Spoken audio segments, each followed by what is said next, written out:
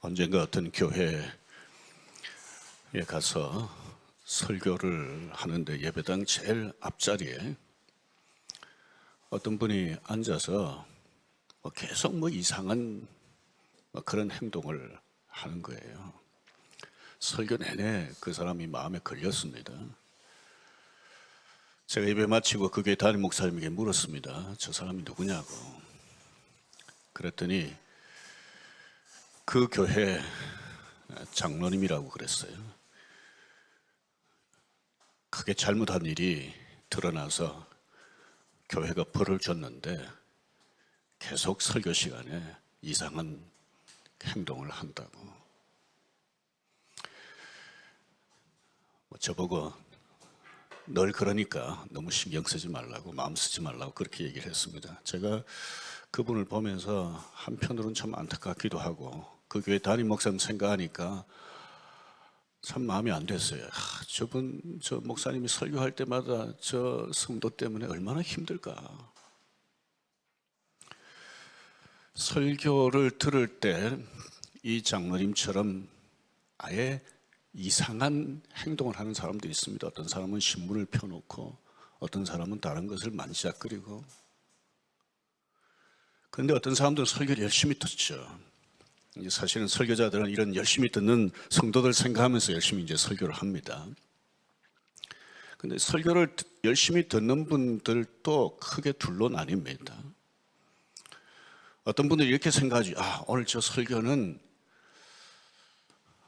나하고는 별로 관계가 없어. 저 설교는 누가 좀 들어야 되는 설교야. 이렇게 생각합니다. 어떤 분들은 저 설교는 나에게 하신 말씀 같아. 나 들으라고 하는 설교 같아. 이렇게 반응합니다.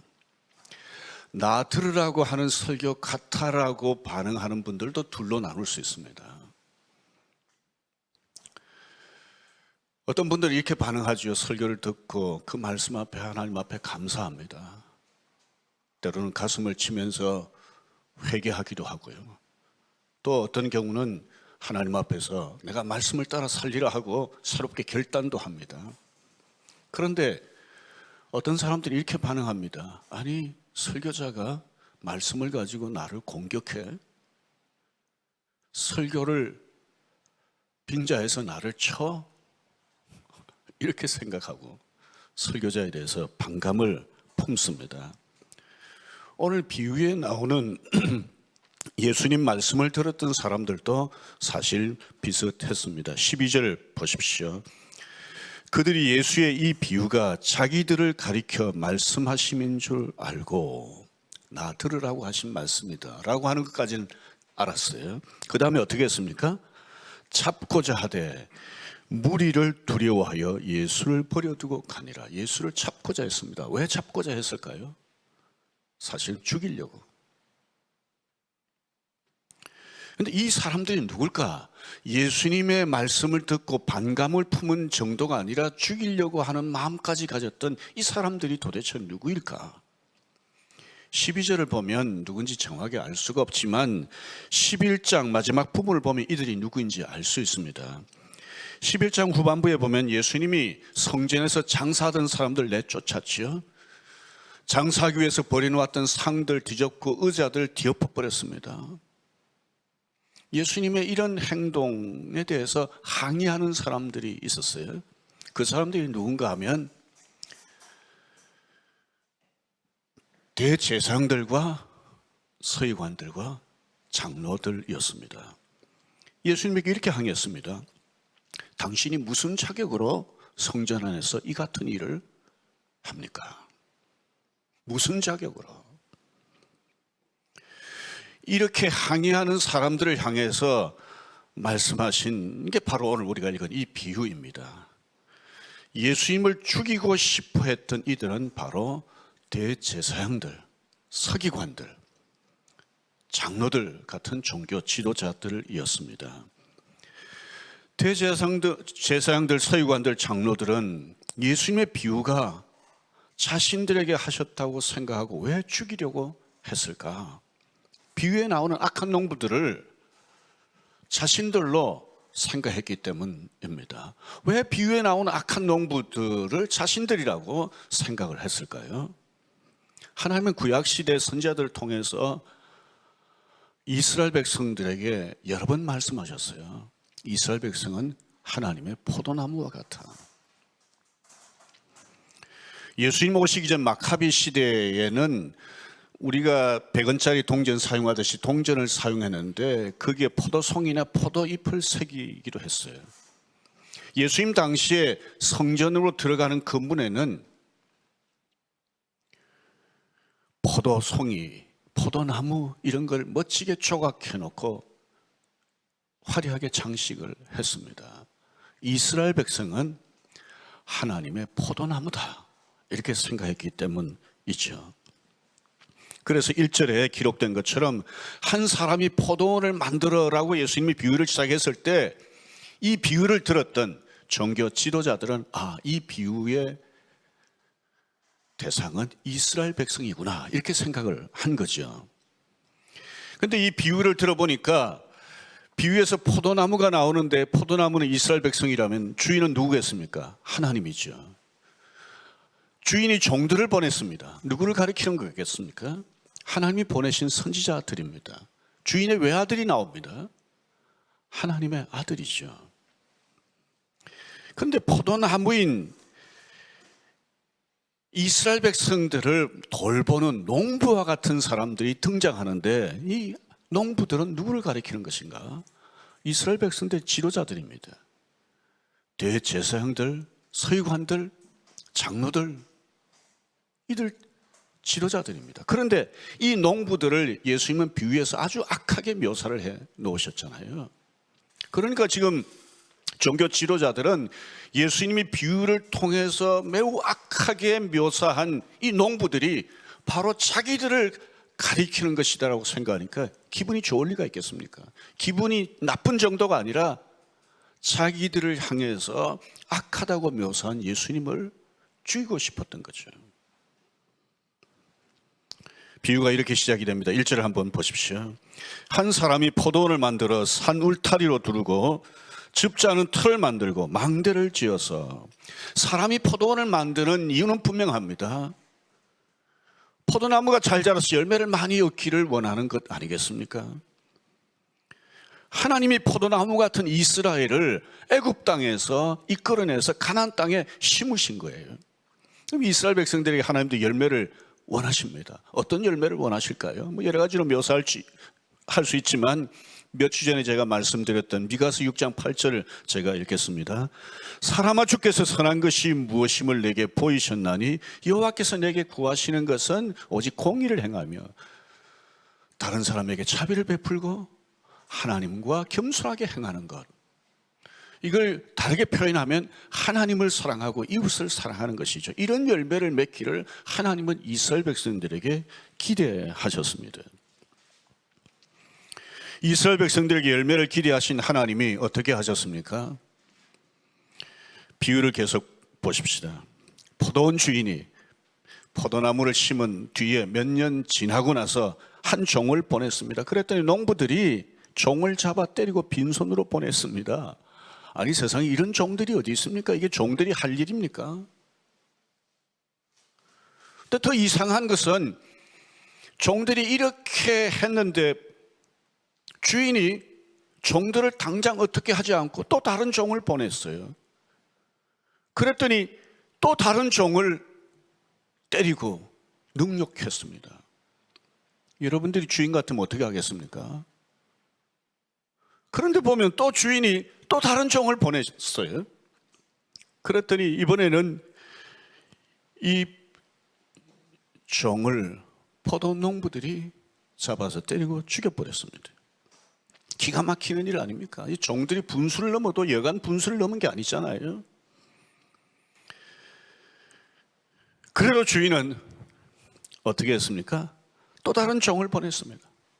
그러니까 두들겨 패고 또 어떤 종들은 죽이고 그랬습니다. 그래도 주인은 악한 농부들 어떻게 하지 않고 자기에게 있는 외아들을 보냈습니다. 이것이 이스라엘 역사입니다. 역사가 이와 같았죠. 이스라엘 백성들은 악한 농부들처럼 어떻게 했습니까? 하나님 보내신 선지자들 학대하고 죽이고 그렇게 했지 않습니까? 이사야 같은 선지자는 톱질당했다고 그럽니다. 뭐 말만 들어도 끔찍하잖아요. 스가랴는 돌에 맞아 죽고, 예수님 먼저 왔던 세례 요한은 목베임을 당했습니다. 아까 말씀드렸던 것처럼 이렇게 악한 농부들에게 마지막으로 주인이 자기 외아들을 보냈습니다. 외아들을 보내면서 기대했죠. 내 외아들은 악한 농부들이라 할지라도 다르게 하지 않을 거다. 귀하게 여겨줄 거다. 그렇게 생각하고 보냈는데 7절과 8절을 보십시오. 이 악한 농부들이 어떻게 반응을 했습니까? 죽여버렸습니다. 이런 농부들이 어디 있겠습니까? 정말 이기적이고 잔인하고 악한 농부들 아닙니까?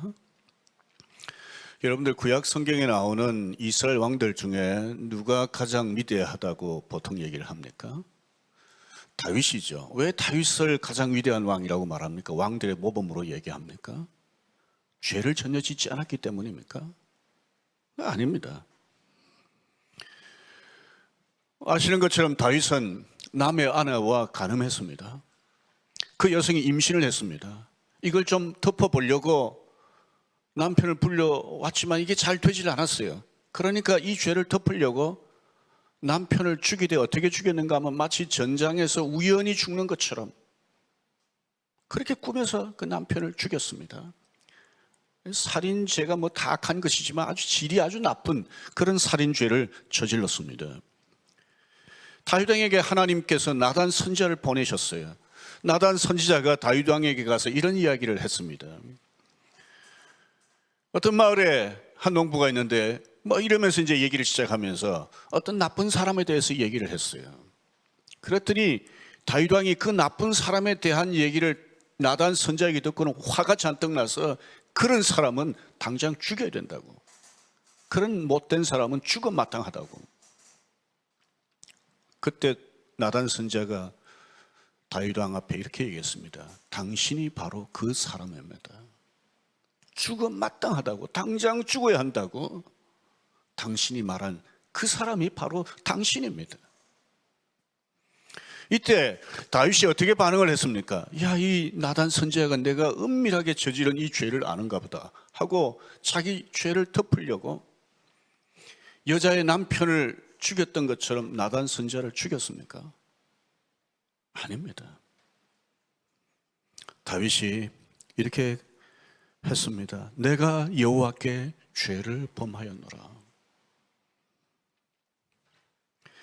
다윗이 위대하다고 하는 것은 죄를 전혀 짓지 않았기 때문이 아니라 죄를 지적할 때 그 죄를 인정하고 하나님 앞에 진심으로 회개했기 때문입니다. 선지자가 나단 선지자가 다윗 왕에게 당신이 바로 그 사람이라고 말한 것처럼 사실은 오늘 예수님께서 이 비유를 통해서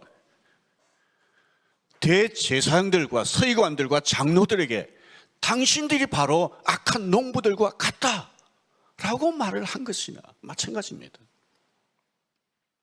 그런데 이 종교 지도자들은 어떻게 반응을 했습니까? 다윗 왕처럼 반응하지는 않았어요. 기분이 나빠가지고 화가 나가지고 아니 우리를 보고 악한 농부들 같다고 말을 하다니 예수님을 죽이려고 그랬고 실제로 이 사람들이 앞장서서 예수님을 며칠 뒤에 죽였습니다. 확증 편향이란 말을 들어보셨을 겁니다. 자신의 가치관, 신념, 판단 따위에 부합하지 않는 정보들은 받아들이지 않고 자신의 신념이나 가치관이나 판단에 맞는 것은 이제 받아들이는 이런 태도를 가리키죠. 요즘 우리 정치인들에게 이런 말을 많이 씁니다. 아니 보고 싶은 것만 본다라고 이렇게 하면서 이제 이런 말을 많이 쓰는데요. 누가 나 자신의 나쁜 짓을 지적해도 어떻게 합니까? 그걸 잘 받아들이지 않습니다. 인정하지 않습니다. 그러니까 뭐 부끄러워하지도 않죠. 뿐만 아니라 자기가 속해 있는 사람의 나쁜 짓을 누가 지적을 합니다. 그러면 어떻게 반응하죠? 그 사람이 그럴 리가 없다. 그리고 그 사람을 옳다고 오히려 옹호하고요. 더 나아가서 그 사람을 공격하는 사람들을 또 거칠게 공격합니다. 반면에 자기 편에 있는 사람에 대해서는 항상 좋게 생각하고 옹호하고,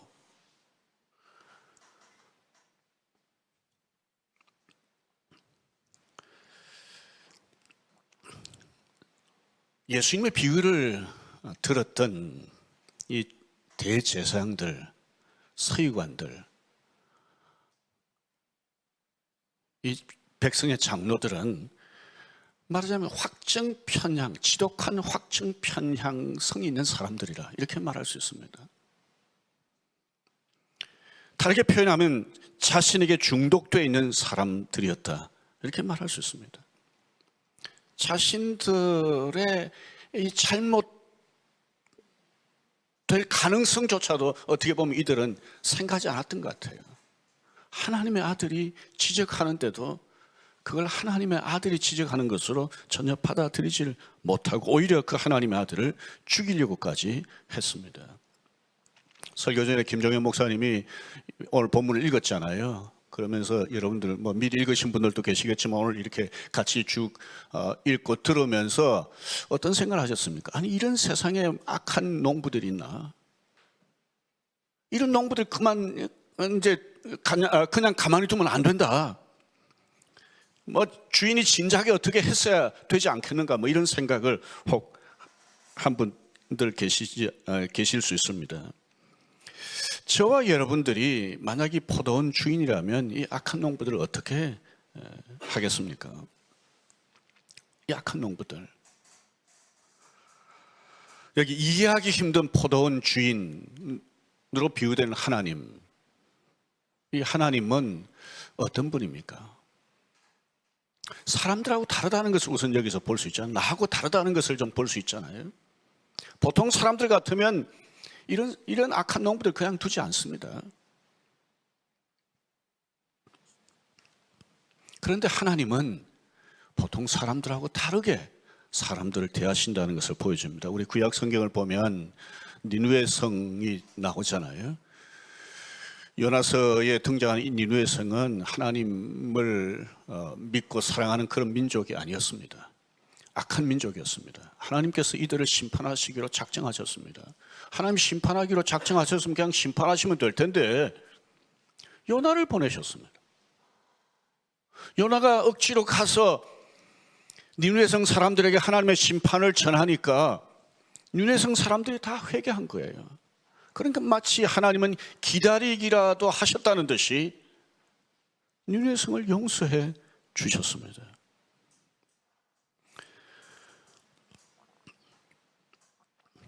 예수님이 종교 지도자들에게 악한 농부의 비유를 하신 이유가 뭘까요? 마치 요나가 니느웨 성에 가서 회개하라고 외친 것과 같습니다. 이유가 같아요. 다르질 않습니다. 이 이스라엘 백성들, 이 악한 지도자들이 예수님의 이 비유의 말씀을 듣고 회개하기를 바라셨습니다. 고린도전서 13장에 보면 사랑은 오래 참는다고 되어 있잖아요. 하나님은 사랑이시다라고 또 성경이 말씀합니다. 그러니까 하나님은 사랑이시기에 오래 참는 분입니다. 그런데 여러분, 오래 참는다는 말 속에는 어떤 뜻이 담겨 있습니까? 계속 참지는 않는다는 것이죠. 언제까지나 참지는 않는다는 것이죠. 오래 참기는 하지만 영원히 참지는 않는다는 뜻이 여기 담겨 있는 것 아닙니까? 9절을 보십시오. 9절을 보면 포도원 주인이 어떻게 하겠느냐? 예수님이 종교 지도자들에게 질문하신 뒤에 스스로 또 답을 하셨습니다. 9절 후반부에 보면 와서 그 농부들을 진멸하고 포도원을 다른 사람에게 주리라. 포도원 주인이 포도원을 심판하시겠다는 겁니다. 그러니까 회개하지 않으면 심판하시겠다는 뜻이 여기 담겨 있는 거예요. 그런데 이런 경고를 듣고도 종교 지도자들이 회개하지 않았습니다. 끝내 돌이키질 않았습니다. 그래서 종교 지도자들도 심판을 받고 성전도 파괴되고 나라도 망했습니다. 종교개혁자 루터가 한 말입니다. 만약 내가 하나님이고 세상이 하나님을 대한 것처럼 나를 대한다면 나는 세상을 산산조각 내버리겠다. 전 이 루터의 마음을 이해합니다. 많은 사람들이 아마 루터처럼 생각할 거예요.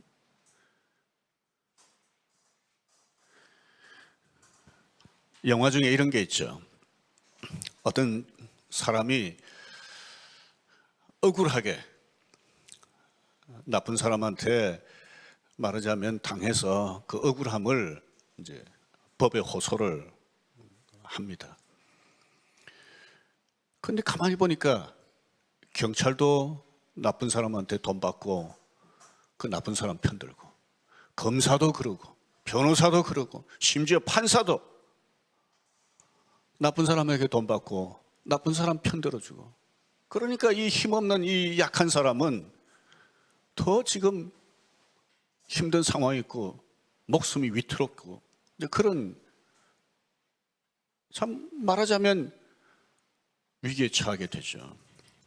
그런데 이때 이 상황을 안 사람이 등장을 해서 이 힘없는 사람을 억울하게 만드는 경찰, 악당과 어떻게 보면 한 통속이 된 경찰, 변호사, 검사, 판사를 하나씩 하나씩 다 어떻게 보면 처리합니다. 응징을 합니다.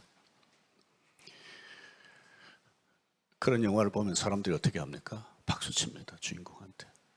속이 후련하잖아요. 근데 하나님은 왜 이 속 후련하게 왜 안 하시는가? 이런 생각을 할 때가 있습니다. 좀 속 시원하게 악한 사람들 금방금방 좀 심판하시고, 그래서 다시는 이제 악한 사람들이 득세하지 못하도록 하시고, 이렇게 하면 좋을 텐데 하나님이 금방금방 그렇게 안 하십니다. 참 너무 답답해요. 하나님께서 왜 이렇게 하시는지 우리가 그 이유를 다 알 수는 없지만, 오늘 우리가 읽은 이 본문을 통해서 생각할 수 있는 이유 한 가지는, 하나님은 악한 사람들이라도 돌이킬 수 있도록 참으신다는 겁니다. 기회를 주신다는 겁니다. 그런데요, 악한 사람들이 돌이키도록 언제까지나 기회를 주시는 것은 아니다. 언제까지나 참으시는 것은 아니다라는 겁니다. 그래서 사람들에게 언제 희망이 있는가 하면, 하나님이 참으시는 동안은 희망이 있습니다. 사람에게 생명이 있는 동안은 희망이 있습니다. 그래서 하나님이 참으실 때 그때 돌아와야 되고, 생명이 아직 있을 때 돌아와야 됩니다. 제가 교회에서 장례식 하면서 참 힘들 때가 있어요. 그 중에 하나가 믿지 않는 가족이 돌아가셨을 때 장례하면 정말 힘듭니다. 유족들을 어떻게 위로해야 될지, 위로의 말을 찾기가 쉽지 않습니다. 사람은 살아있을 때 기회가 있습니다. 희망이 있습니다. 죽으면 더 이상 기회가 없고 희망도 없습니다. 기회가 있을 때 오늘 우리는 하나님께로 돌아와야 됩니다. 또 기회가 있을 때, 하나님이 기회를 주시고 참으실 때, 그때 우리가 사랑하는 사람들이 하나님께로 돌아올 수 있도록 도와주어야 합니다. 이미 하나님의 자녀가 된 그리스도인들도 하나님이 원하시는 열매를 맺기 위해서 힘써야 합니다. 이미 그리스도인이 된 사람들 가운데도 예수님 당시의 종교 지도자들인 대제사장들과 서기관들과 장로들처럼 할 수도 있습니다. 하나님이 기회를 주실 때 우리가 이미 예수 그리스도를 믿지만 이런 완악한 태도, 자기 자신에게 중독되어 있는 태도, 이런 태도에서 벗어나서 하나님을 기쁘시게 하는 그런 삶을 삶으로 하나님의 백성임을 증명해야 합니다. 작은 빛이라도 비추고 조금이라도 소금 맛을 내며 살아감으로써 하나님의 백성이다 라고 하는 것을 이 세상 가운데 드러내는 저와 여러분들이 되기를 바랍니다. 살아있을 때 기회가 있습니다. 하나님이 참고 계시는 동안 우리에게 기회가 있습니다. 기회가 주어졌을 때 하나님 원하시는 대로 반응하면서 살아가는 저와 여러분들이 되기를 주님의 이름으로 축원합니다.